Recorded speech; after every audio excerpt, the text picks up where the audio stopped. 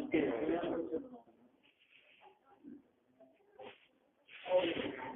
الله الرحمن الرحيم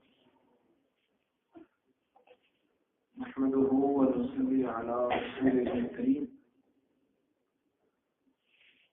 أما بعد فأعوذ بالله من الشيطان الرجيم بسم الله الرحمن الرحيم لا تحسبن الذين قتلوا في سبيل الله أمواتا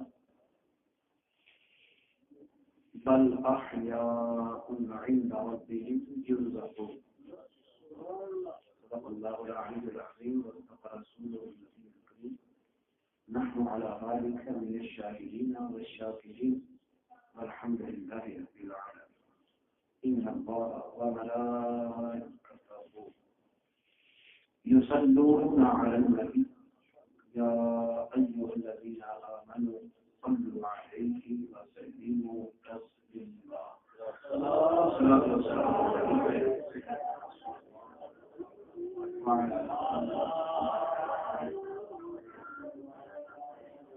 السلام عليكم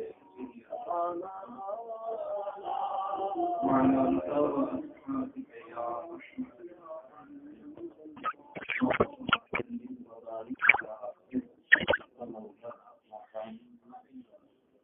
كريم الآباء والأمهات وعلى آله وأصحابه وأولياء المتقين وعلماء المهدي وأمته أجمعين عدد علمك يا كريم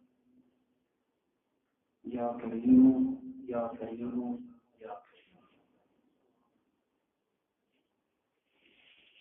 چمک تجھ سے پاتے ہیں سب پانے والے میرا زندگی کا دیکھ چمکانے والے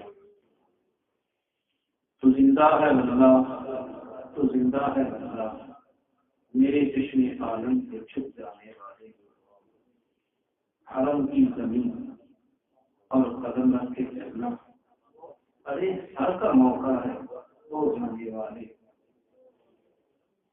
میں مجرم ہوں کا مجھے خیال لے لو کہ رستے میں ہیں جا برداشت کرنے والے رضا نفس دشمن ہے غم میں نہ آنا کہاں تو نے دیکھے چندر آنے والے چمک تجھ پڑتے ہیں سب پانے والے میرا ہے اور برستا نہیں دیکھ کر اپنے برستا نہیں دیکھ کر اپنے رحمت بدوں پر بھی برسا دے برسانے والے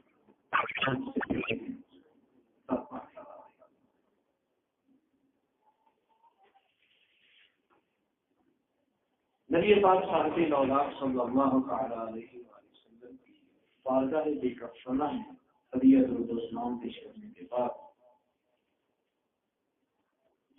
اشرف القراء استاذ الحفاظ حضرت علامہ مولانا قاری محمد اشرف صابری صاحب اطال اللہ عمرہ وباقیہ لطفہ ومدہ ذلہ العالی حاجی محمد نوید چشتی صابری صاحب مولانا منظور جاوید صاحب دیگر مقتدر اہل محبت ارباب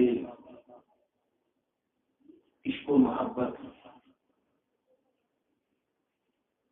احباب اہل سنت آج کا یہ باوقار خوبصورت پروگرام حضرت قبلہ حاجی نبی انس اور قاری محمد اشرف صابری صاحب اللہ رسول سے دونوں بزرگوں کا خیال پر سلامت رکھے اپنے والدین کی یاد میں منعقد کیا ہے. نبی پاک صلی اللہ تعالی علیہ وسلم نے ارشاد فرمایا اذا مات الانسان جب انسان مر جائے انقطع عنہ عمله اعمال کا سلسلہ ختم ہو گیا، نمازوں کا سلسلہ ختم، جو پڑھ لی سو پڑھ لی، روزوں کا سلسلہ ختم، جو رکھ لیے سو رکھ لیے، صدقات خیرات کا سلسلہ منقطع، جو کر لیا سو کر لیا۔ فرمایا الا بثلاث، تین کام ایسے ہیں کہ بعد مرنے کے بھی ان سے تعلق رہتا ہے، بعد مرنے کے بھی ان سے تعلق رہتا ہے۔ والدٌ صالح یدعو لہ، انہی میں شامل ہے وہ صالح بیٹا جو اپنے ماں باپ کے لیے دعائے خیر کرتا رہے۔ توجہ ہے، حدیث مبارکہ آپ نے سنی، مفہوم آپ لوگوں کے ذہن میں، لیکن میں جس پہلو کی طرف آپ کو اشارہ دینا چاہتا ہوں وہ یہ ہے کہ بیٹا اگر نیک ہو، اولاد اگر دیندار ہو، اولاد اگر قرآن کے دامن سے وابستہ ہو، اولاد اگر اللہ کے گھر کا راستہ جانتی ہو، تو ماں باپ مر بھی جائیں تو اولاد کا تعلق اپنے ماں باپ سے رہتا ہے، وہ اپنا تعلق توڑتے نہیں ہے۔ وہ اس کا ایک مطلب یہ بھی ہے، اور مقتضل کلام کا تقاضا بھی یہی ہے کہ اس کی نیکیوں کا ثواب جاری رہتا ہے، جیسے صدقہ جاریہ کا ثواب ملتا رہتا ہے، جیسے علم نافع کا ثواب ملتا رہتا ہے، اسی طرح اولاد کی نیکیوں کا ثواب بھی ملتا رہتا ہے۔ لیکن انداز کلام جو حدیث کا ہے، اذا مات الانسان، انسان مر گیا، ہر عمل کا تعلق ٹوٹ گیا، لیکن اگر اولاد نیک ہے تو وہ اپنے ماں باپ سے تعلق توڑتی نہیں۔ اگر اولاد نیک ہے تو اپنے ماں باپ سے تعلق توڑتی نہیں ہے، انہیں دعاؤں میں یاد رکھتی ہے، انہیں وفاؤں میں یاد رکھتی ہے، انہیں اپنی خوشیوں میں یاد رکھتی ہے، انہیں اپنی غموں میں یاد رکھتی ہے۔ اولاد نیک ہو تو ماں باپ سے تعلق نہیں، اور ماں باپ کے ساتھ تعلق رکھنا، دعا کا تعلق رکھنا، یاد کا تعلق رکھنا، شکر گزاریوں کا تعلق رکھنا، یہ اہل سنت کا ایجاد کیا ہوا طریقہ نہیں کہ نبیوں کا کیا ہوا عین قرآن و حدیث کے مطابق طریقہ۔ حضرت سلیمان علیہ السلام داؤد علیہ السلام کے بنے وارث، داؤد علیہ السلام وارث سلیمان و داؤد، وارث سلیمان و داؤد، یہ وارثہ کا لفظ بتلا رہا ہے کہ داؤد علیہ السلام کا وصال ہو گیا، ان کے جانشین سلیمان بنے۔ وراثت کا حکم وصال کے بعد لگتا ہے، توجہ ہے، وراثت کا حکم وصال کے، بولو نا، میں بار بار اس لفظ کو اس لیے دوہرا رہا ہوں کہ آج ہمارے معاشرے میں یہ بات بھی سمجھانے والی بن گئی ہے کہ وراثت کا حکم فوت ہونے کے بعد لگتا ہے۔ افسوس یہ ہے کہ آج کی اولاد جوان ہوتی ہے، باپ ابھی زندہ ہے، اسے کہتے ہیں ہمارا حق دو، تیرا حق ہے ہی نہیں۔ باپ کی زندگی میں اولاد کا، بولو نا، نہیں بولتے نا، کوئی کالا غلط نہیں تھا۔ ایک صحابی نے نبی پاک صلی اللہ علیہ وسلم سے پوچھا، یا رسول اللہ میرا باپ میرے مال کو اپنے قبضے میں لینا چاہتا ہے۔ میرے نبی نے فرمایا، تیرے باپ کے ہوتے ہوئے تیرا مال؟ بات نہیں سمجھا۔ انہوں نے کہا میرا باپ میرے مال کو اپنے قبضے میں لینا چاہتا ہے۔ میرے نبی نے فرمایا، باپ کے ہوتے ہوئے تیرا مال؟ وَأَنْتَ وَمَالُكَ لِأَبِيكَ فرمایا تیرا مال بھی تیرے باپ کا ہے اور تیرا وجود بھی تیرے باپ کی مالک ہے.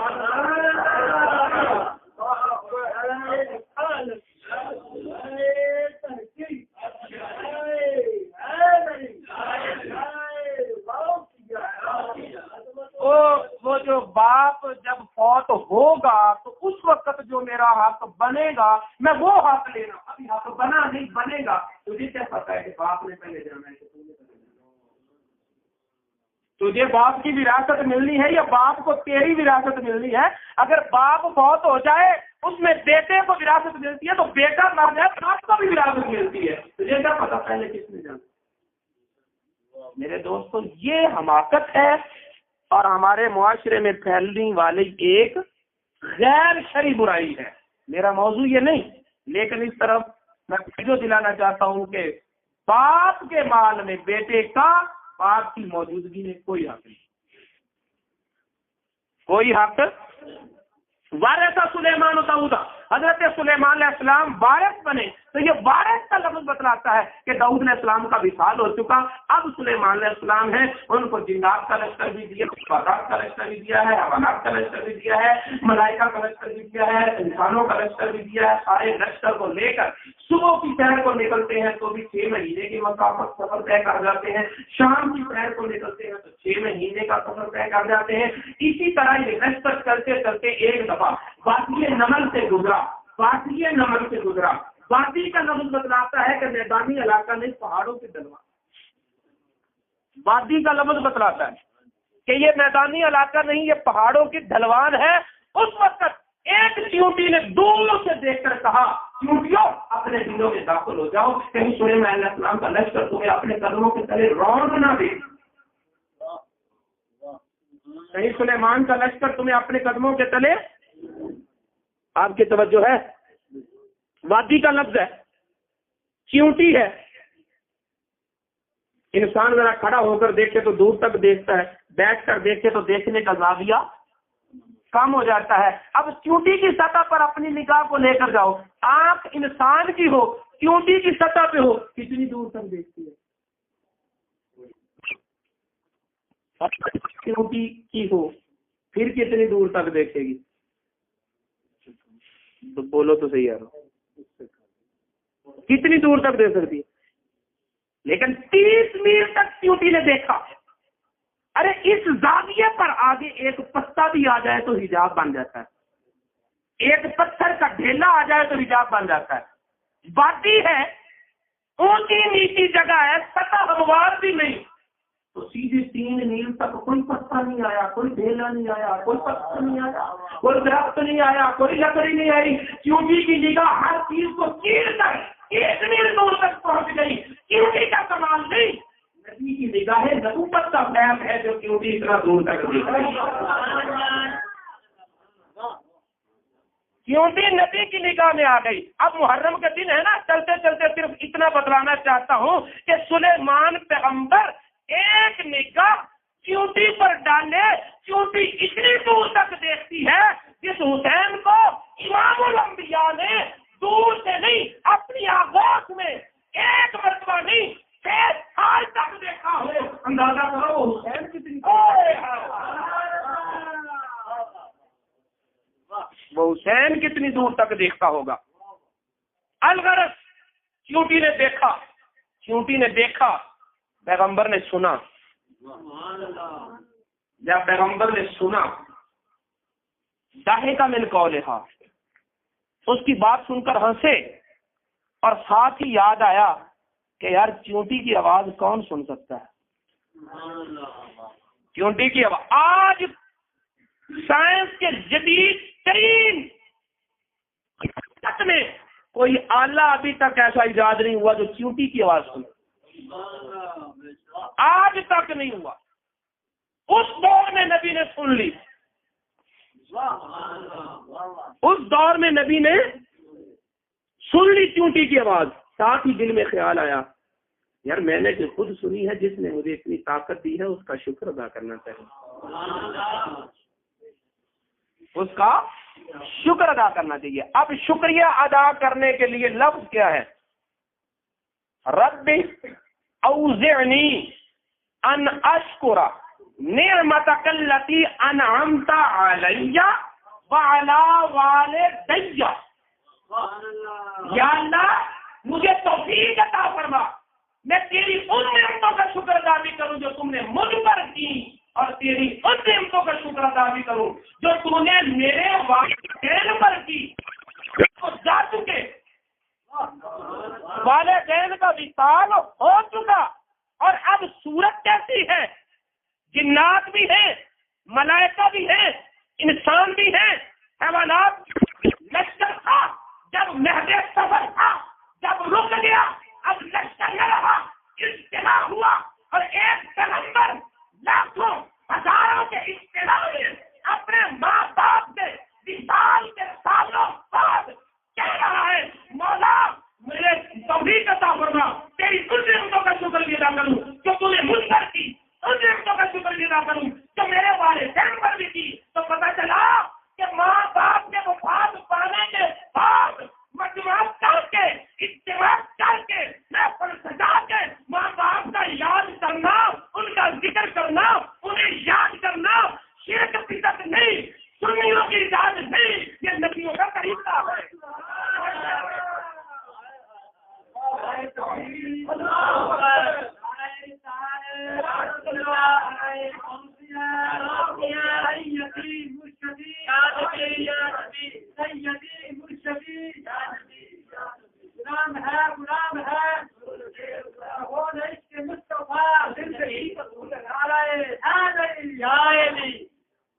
میرے دوستو، حضرت نوح علیہ السلام نے تبلیغ جو کی تو آپ کی تبلیغی مدت 950 سال، اور عمومی قانون اور اصول کے مطابق ہر نبی نے اپنی نبوت کا اظہار اور اعلان 40 سال کی عمر میں کیا. عمومی کہنے کا مطلب ہے عیسیٰ علیہ السلام کے علاوہ. عیسیٰ علیہ السلام نے اپنے نبوت کا اعلان نہیں کیا تھا، اپنی نبوت کی خبر دی تھی. اور جب باقاعدہ طور پر نبوت کے فرائض ادا کیے تو وہ بلوغت کے بعد تھے. بچپن میں اپنی نبوت کی خبر دی تھی، کیونکہ انہوں نے کہا اللہ نے مجھے کتاب دی ہے، تو اس وقت تو نہیں دی تھی نا، خبر ہی تھی نا کہ دے گا. 950 سال تبلیغی مدت، اور 40 سال کی عمر میں اگر انہوں نے تبلیغ اعلان نبوت شروع کیا ہو، 10 سال کم 1000 سال تو عمر یہی بنتی. والدین کب وصال فرما چکے، کوئی تذکرہ ملتا نہیں روایات میں. لیکن تبلیغ کی، اس کے بعد سیلاب آیا، سیلاب کے بعد کشتی پانی میں تیرتی رہی، طوفان نوح کے بعد پھر کشتی جودی پہاڑ پر لگی، اس کے بعد وہ کشتی میں جو سوار تھے ان سے نسل چلی، اور جب آپ کا وقت وصال آیا اس وقت ہاتھ اٹھائے تب دعا کی. تو وہ دعا کیا تھی؟ رب اغفر لی ولوالدی ولمن دخل بیتی، مولا مجھے بخش، میرے ماں باپ کو بخش. جس وقت نوح علیہ السلام یہ دعا کر رہے تھے اس وقت تو مجھے والدین حیات نہیں تھے، وصال فرما چکے تھے، اور وصال فرمائے بھی صدیاں بیت چکی تھی. پتہ چلا ماں باپ کو وصال فرمائے کتنا وقت بھی گزر جائے. ادھر سلیمان علیہ السلام نے چند سال کے بعد تذکرہ کیا، ادھر نوح علیہ السلام نے صدیوں بعد ذکر کیا، اور دونوں نبیوں کے اس انداز سے پتہ چل گیا کہ ارے ماں باپ کے وصال کے فوراً بعد بھی ذکر کرنا نبیوں کی سنت ہے، سالوں بعد ذکر منانا بھی نبیوں کا.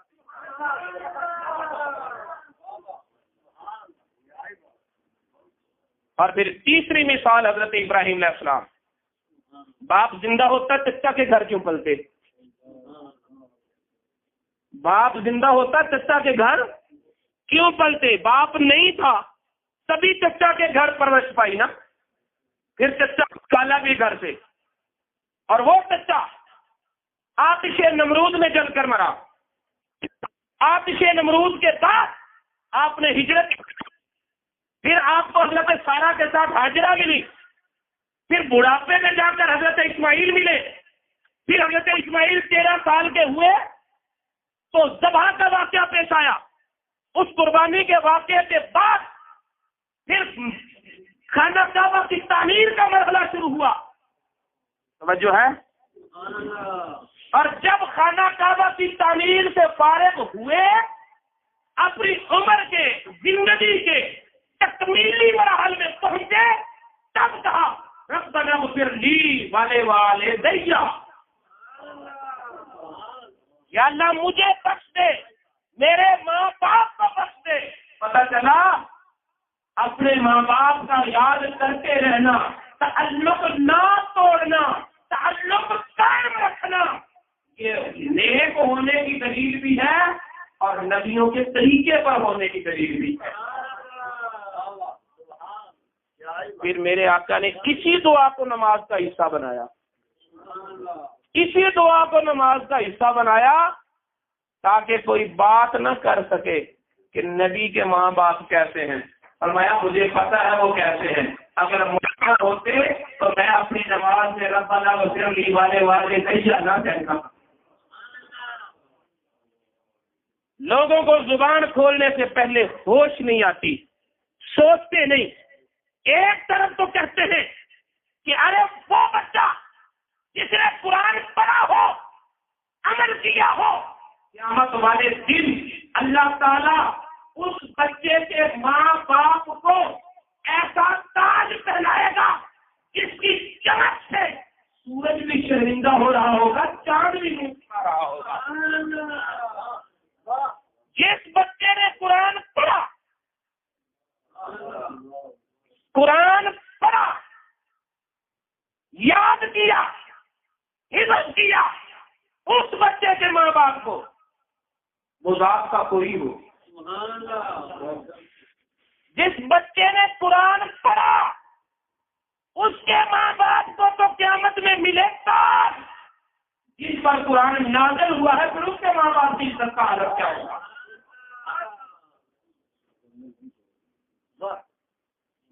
تعلق تو رکھتے ہیں۔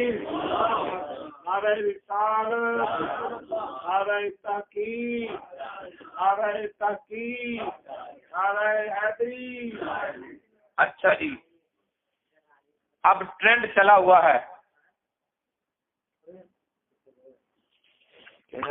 انگلش اسپیکنگ، ایک اور لفظ بولتے ہیں انگلش میڈیم اسکول میں ہوتے ہیں۔ کبھی ہوتا تھا کہ الف اللہ، الحمدللہ، بے بسم اللہ، اللہ، یہاں سے زبان کھلتی تھی۔ اب بچے کی زبان کھلتی ہے تو D for dog, C for cat, جیسے لفظ ہوتے ہیں ویسا اثر ہوتا ہے، جیسے لفظ ہوتے ہیں ویسا اثر ہوتا ہے۔ بچے کی زبان کھلتے ہی جب اللہ رسول کا نام آتا تھا تب ماں باپ کے قدموں کو جھک کر سلام کرتے تھے۔ ماں بھی کہتی تھی بیٹا باہر جا رہا ہے نا، کسی سے گالی نہیں دینی، کسی سے دعا ہی لے کر آنی ہے۔ اب سارا ماحول چینج ہو گیا، لیکن سنو آج بھی قرآن کی تعلیم میں یہ برکت ہے، قرآن کی تعلیم میں یہ برکت ہے۔ انگلش پڑھنے والا ماں باپ کو یاد کرے گا تو کیسے؟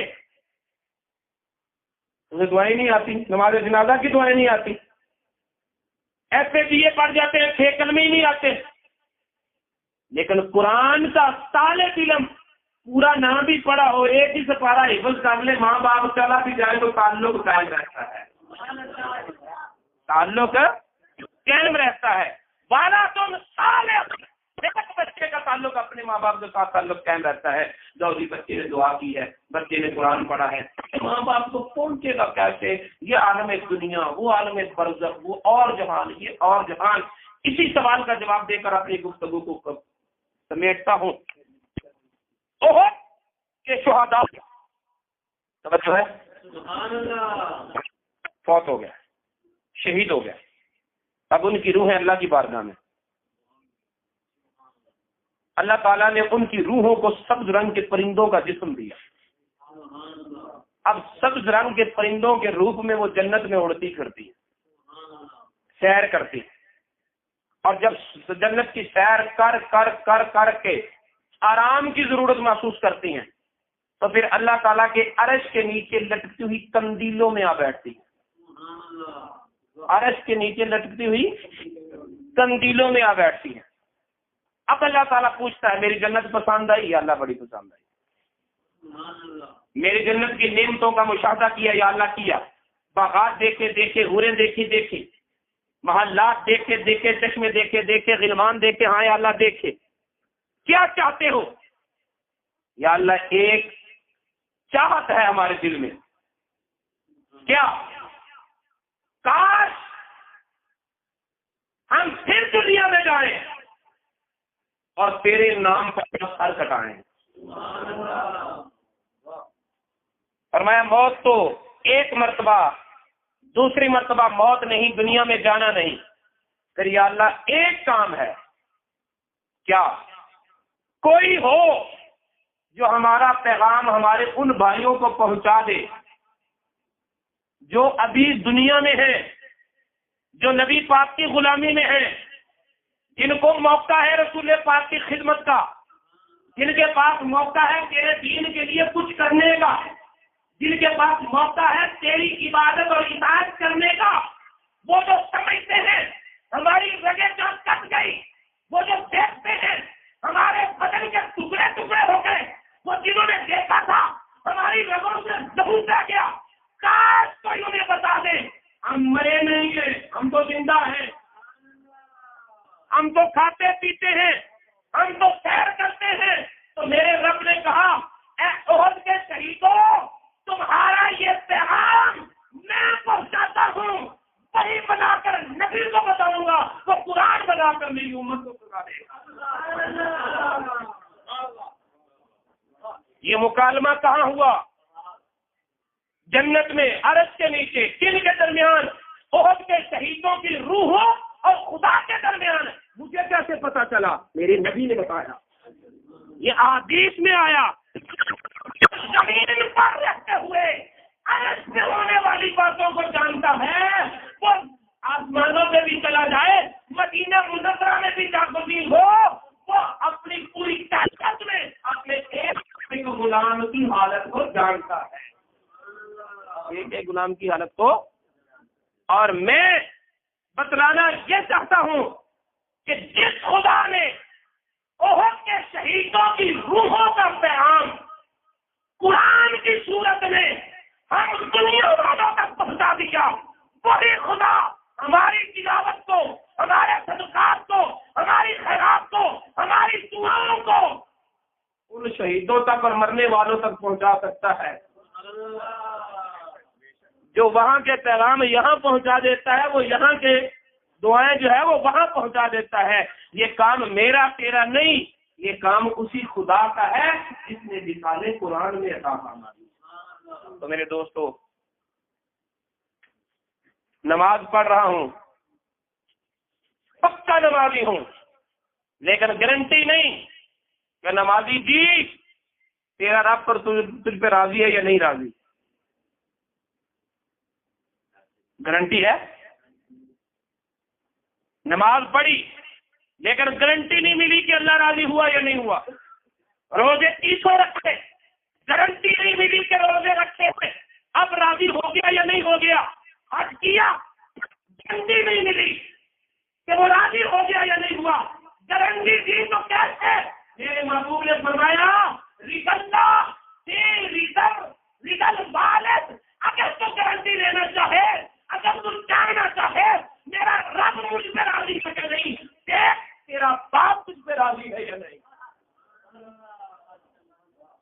گارنٹی ملے گی ماں باپ کے رضامندی سے، گارنٹی ملے گی ماں باپ کی خدمت سے۔ اگر دیکھنا چاہتے ہو باپ رب راضی ہے، دیکھو باپ راضی ہے، اگر باپ راضی ہے تو سمجھ لو کہ اللہ راضی ہے۔ اللہ تعالیٰ ہمیں عمل کی توفیق عطا فرمائے۔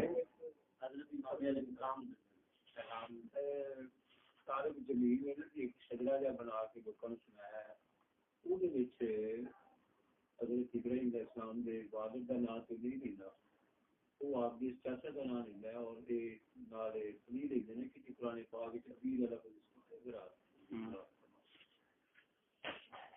سوال میرا ایک دوست یہ ہے، وہ نے یاد کرایا، حالانکہ اس نے پتہ نہیں کیا، انہیں پھر میں سمجھایا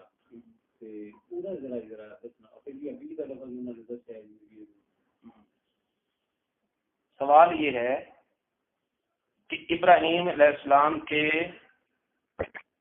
باپ کا نام طارق ہے۔ ہم اہل سنت و جماعت کہتے ہیں کہ آذر آپ کے باپ کا نام نہیں ہے، یہ آپ کے چچا کا نام ہے، اور آپ کے باپ کا نام طارق ہے۔ توجہ ہے؟ توجہ سے سننا۔ دوسرے مکتب فکر کے لوگ، خواہ وہ دیوبندی ہوں یا وہابی ہوں، وہ کہتے ہیں کہ ابراہیم علیہ السلام کے باپ کا نام آذر ہے۔ ہم کہتے ہیں کہ آذر باپ نہیں ہے، چچا ہے، باپ کا نام طارق ہے۔ توجہ ہے؟ اچھا، ایسا کیوں کہتے ہیں؟ اس اختلاف کی وجہ کیا ہے؟ اس اختلاف کی وجہ یہ ہے کہ ہمارا عقیدہ ہے، نبی پاک صلی اللہ علیہ وسلم نے فرمایا کہ اللہ تعالی نے مجھے پاک صلبوں سے، پاک پشتوں سے پاک صلبوں میں رکھا۔ آدم علیہ السلام سے لے کر حضرت عبداللہ اور حضرت سیدہ آمنہ تک میرا کوئی باپ مشرک بھی نہیں اور بد کردار بھی نہیں، بد کردار بھی نہیں۔ اب وہ اس حدیث اہل سنت پر ضرب لگانے کے لیے کہتے ہیں دیکھو آپ کے باپ دادا میں حضرت ابراہیم کے باپ جو آذر تھے، یعنی یہ ثابت کرنا چاہتے ہیں کہ نبی پاک کے آباء و اجداد میں شرک کی گندگی رہی ہے۔ ہم کہتے نہیں رہی۔ بات سمجھا گی؟ اب ہمارا عقیدہ یہ ہے، ہم کہتے ہیں کہ آذر ابراہیم علیہ السلام کا باپ نہیں، وہ کہتے ہیں کہ آذر ابراہیم علیہ السلام کا باپ ہے۔ ان کے پاس دلیل کیا ہے؟ کہ قرآن نے ابی کا لفظ آذر کے لیے استعمال کیا ہے، ابی کا، اب کا، اور اب کا معنی باپ، اور یہ ہے عربی گرامر سے ناواقفیت، کیونکہ اب کا جیسے باپ مانا ہے، اسی طرح اب کا اطلاق چچا پر بھی ہوتا ہے، اب کا اطلاق چچا پر بھی ہوتا ہے۔ جیسے حضرت میرے آقا اور آپ کے آقا مولا حضرت محمد مصطفیٰ صلی اللہ علیہ وسلم حضرت عباس کو کہتے تھے یا ابی، حالانکہ وہ آپ کے باپ نہیں تھے، وہ آپ کے چچا تھے۔ پتہ چلا جس طرح باپ کو اب کہا جاتا ہے ویسے چچا کو بھی اب کہا جاتا ہے۔ حضرت یعقوب علیہ السلام نے اپنے بچوں سے پوچھا جب ان کا وقت وصال آیا کہ بتاؤ تم کس کی پوجا کرو گے؟ پوجا اس خدا کی جس خدا کو آپ پوجتے رہے، آپ کے آبا پوجتے رہے، اور آبا میں حضرت اسحاق کا نام بھی لیا، حضرت اسماعیل کا نام بھی لیا۔ حضرت اسحاق تو یعقوب علیہ السلام کے باپ تھے، اسماعیل تو باپ نہیں تھے، وہ تو چچا تھے۔ پتا چلا جیسے اب کا لفظ باپ پر بولا جاتا ہے ویسے چچا پر بھی بولا جاتا ہے۔ یہ ہو گیا ان کے سوال کا جواب۔ اب ہماری دلیل سنیں، اگر حضرت ابراہیم علیہ السلام کا باپ تھا آذر، سنو، اگر آذر تھا ان کے کہنے کے مطابق، تو ابراہیم علیہ السلام نے آذر اپنے باپ آذر یعنی اپنے چچا آزر کی بخشش کی دعا مانگی. اللہ تعالیٰ نے منع فرمایا کہ وہ مشرک تھا, مشرک کی بخشش نہیں ہونی. اس کے بعد کبھی بھی حضرت ابراہیم علیہ السلام نے آزر کے لیے دعائے مغفرت نہیں کی. آزر نارے نمرود میں جل کر مرا. جب ابراہیم علیہ السلام کو نارے نمرود میں پھینکا گیا اور یہ کمبخت ہوائیں دیتا تھا کہ جہاں سے آگ ٹھنڈی ہو وہاں سے اور بھڑکاتا تھا, اسی آگ پر پڑی اور یہ بھڑک. اب ابراہیم علیہ السلام کو یقین ہو گیا کہ یہ آزر میرا چچا کفر اور شرک پر مر گیا, اسے ایمان کی دولت نصیب نہیں ہوئی. اب اس کے لیے کبھی بھی ابراہیم علیہ السلام نے دعائے مغفرت نہیں کی. ٹھیک ہے, اس کے بعد دعائے مغفرت کرنے کا کوئی جواز تو نہیں ہے نا. اب نارے نمرود کا وقت گزرا, اس کے بعد حضرت حجرہ ملی, پھر حضرت اسماعیل علیہ السلام ہوئے, پھر ذبح والا واقعہ گزرا. اس کے بعد حضرت ابراہیم علیہ السلام دعا کرے ربنا اغفر لی والدیّ, یا اللہ مجھے بخش, میرے ماں باپ کو بخش. اگر باپ آزر تھا اس کی بخشش کی تو دعا نہیں کرنی تھی کیونکہ اللہ سے وعدہ کر لیا, اس کی بخشش کی دعا تو نہیں کرنی تھی. اور اگر ابراہیم علیہ السلام بخشش کی دعا کر رہے ہیں تو مان لو آزر باپ نہیں تھا, وہ چچا تھا. اور جس باپ کی بخشش کے لیے ابراہیم دعا کر رہے ہیں وہ مشرک نہیں تھا, وہ مومن تھا. وہ مشرک نہیں تھا, وہ مومن تھا. بات سمجھ آئی؟ اب اس تحقیق کے متعلق مولانا جلال الدین سیوطی رحمۃ اللہ علیہ نے 3 رسالے لکھے الگ الگ, اور 7 رسالے اور 8 رسالوں کا مجموعہ کر کے ترجمہ شائع ہوا, اور وہ ترجمہ لکھا گیا اور پاکستان سے اسے شائع کیا گیا. ایمان والدین مصطفیٰ, اس سے یہ ساری تحقیق موجود ہے, اور اس میں یہ روایت بھی موجود ہے جو کہ حضرت سیدہ آمنہ اور حضرت سیدہ عبداللہ, انہیں ایمان کا اور اسلام کا موقع نہیں ملا. حضرت سیدہ عائشہ صدیقہ رضی اللہ تعالیٰ فرماتی ہے حجۃ الوداع کے موقع پر نبی پاک صلی اللہ علیہ وسلم کا گزر ایک ٹیلے سے ہوا اور میں بھی ساتھ تھی. حجۃ الوداع میں آپ ساتھ ہی تھیں. میں نے دیکھا کہ رسول اللہ صلی اللہ علیہ وسلم جب وادی ابوا سے گزرے تو اتنا روئے کہ زندگی میں میں نے کبھی اتنا روتے ہوئے آپ کو دیکھا ہی نہیں. پھر آپ میرے کچاوے کو چھوڑ کر تھوڑا دور ٹیلے کی طرف تشریف لے گئے, اور جب گئے تھے تو روتے ہوئے گئے تھے. جب واپس آئے تو چہرے پر مسکراہٹیں رقص کر رہی تھی. میں نے پوچھا یا رسول اللہ اس غمی کی وجہ کیا ہے, اس خوشی کی وجہ کیا ہے؟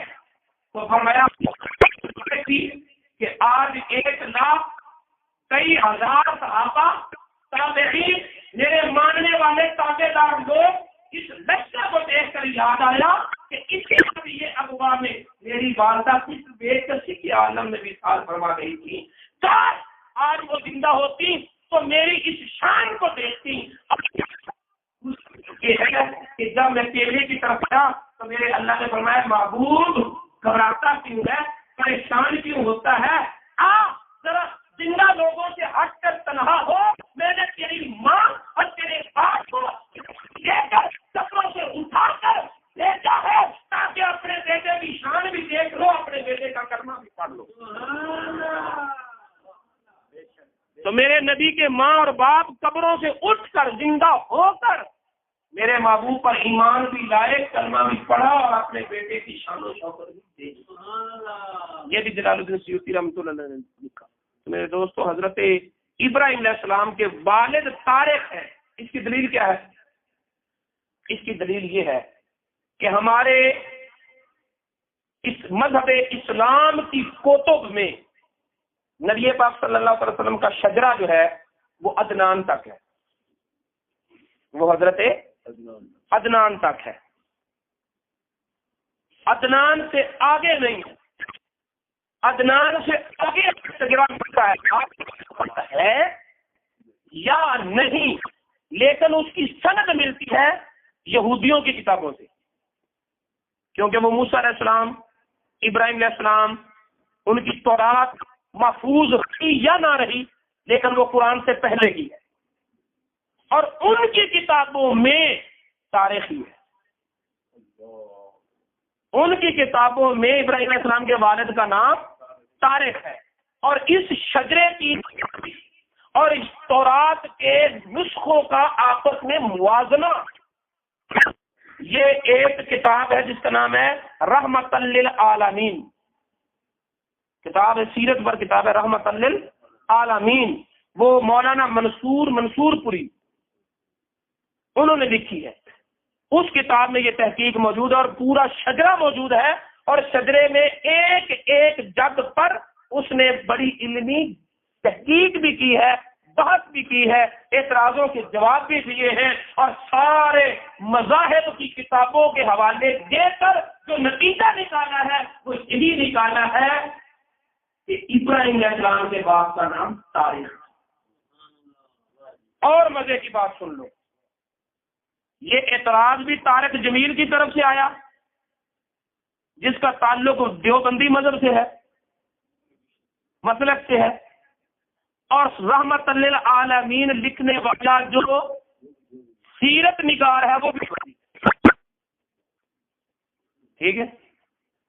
لو سیاد آ گیا شکاری، ان کا جواب ان کے گھر سے، رحمت للعالمین لکھنے والا مصنف بھی جماعت اسلامی کا، اور آج اعتراض کرنے والا بھی جماعت اسلامی کا، تو پھر ہم یہی کہہ سکتے ہیں کہ اپنے بڑوں کی کتابیں، اپنے بڑوں کی کتابیں پڑھ لو، اللہ تعالیٰ ہمیں عمل کی توفیق عطا فرمائے۔ نعرہ تکبیر، نعرہ رسالت، نعرہ تحقیق۔ ٹھیک ہے،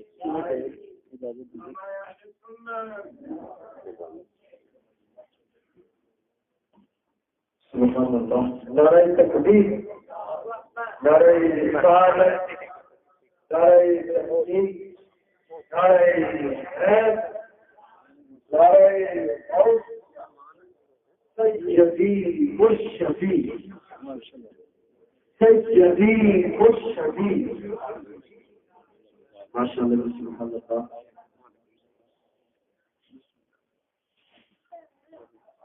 ماشاء اللہ، وہ پہلے شولا گیا، پہلے جو کچھ تھا حضرت علامہ مولانا قائم